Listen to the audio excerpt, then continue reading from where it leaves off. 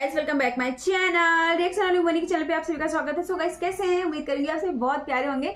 तो गाना आ चुका है, मॉर्निंग में 5:15 पे आ चुका है। तो बस अब मैं रिएक्शन करने वाली हूँ उसी गाने पे जिसपे कल मैंने टीजर किया था।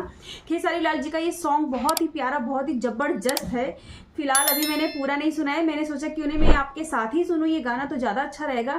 फर्स्ट रिएक्शन आपको ही पता चलनी चाहिए मेरे, क्योंकि मेरे रिएक्शन चैनल है तो फिर मेरा फर्स्ट रिएक्शन आप लोगों का ही फर्ज बनता है देखना। तो चलिए देखते हैं। सो गाइस न्यू हो तो चैनल को सब्सक्राइब जरूर कर दीजिए और प्लीज़ अपना प्यार और सपोर्ट बना के रखिए चैनल पे।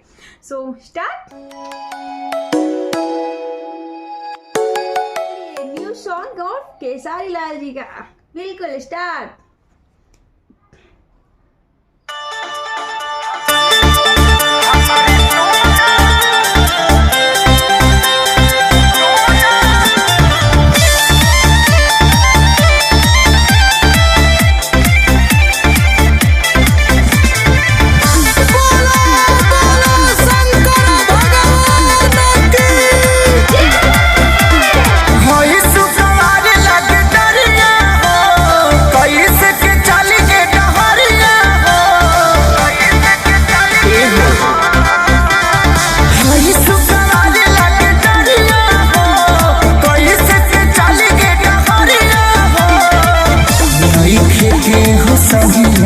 सोच के अभिया हमरा लागे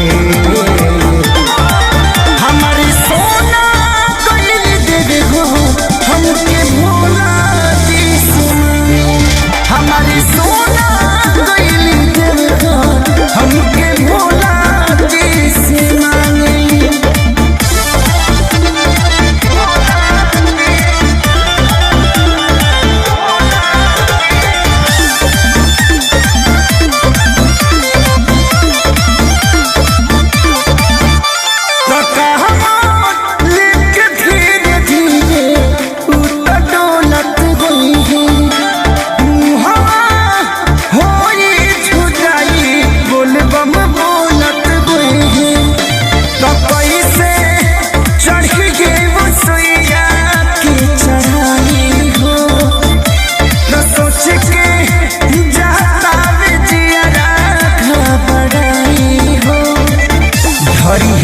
सुमाही के भोरे रात भर जागे जागे हमारे सोना कइल देवे हो हमके भोला जैसे मांगे हमारे सोना कइल देवे हो हमके भोला जैसे मांगे।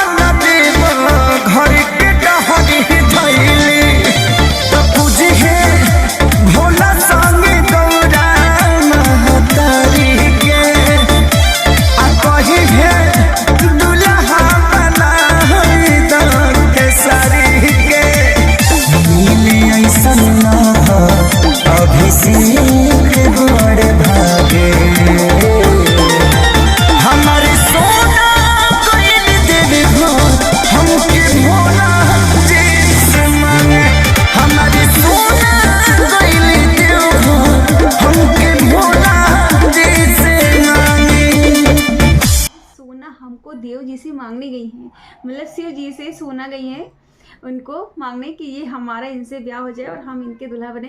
वाह क्या बात है, मस्त, बहुत अच्छा लगा। वैसे शिव जी तो है ही हैं, बहुत क्यूट, बहुत प्यारे, सबकी मनोकामनाएं पूरी करते हैं और सभी को वर अच्छा मिलता है उनकी पूजा करने से। तो आपको कैसा लगा ये गाना? और रिएक्शन बहुत प्यारा लगा मुझे तो, जब वो बोलते ना हमरी सोना, ओए होए होए होए क्या मज़ा आ गया। वो दिल पे हाथ रख के हमरी सोना, मतलब सिर्फ हमरी सोना है। बहुत प्यारा लगा मुझे सॉन्ग, बहुत मस्त लगा और म्यूज़िक भी मस्त था। और आप लोग को रिएक्शन कैसे लगी, वीडियो कैसे लगा, सॉन्ग कैसे लगा, तो प्लीज़ कमेंट करिएगा, मुझे बताइएगा, तो मुझे अच्छा लगता है। और 2-3 लोगों के कमेंट भी आए हैं तो उनके वीडियो भी शूट हो चुके हैं, 1 बाय 1 करके मैं सभी के वीडियोस अपलोड कर दूँगी। So bye bye, take care, love you my cute सी family, bye bye, take care.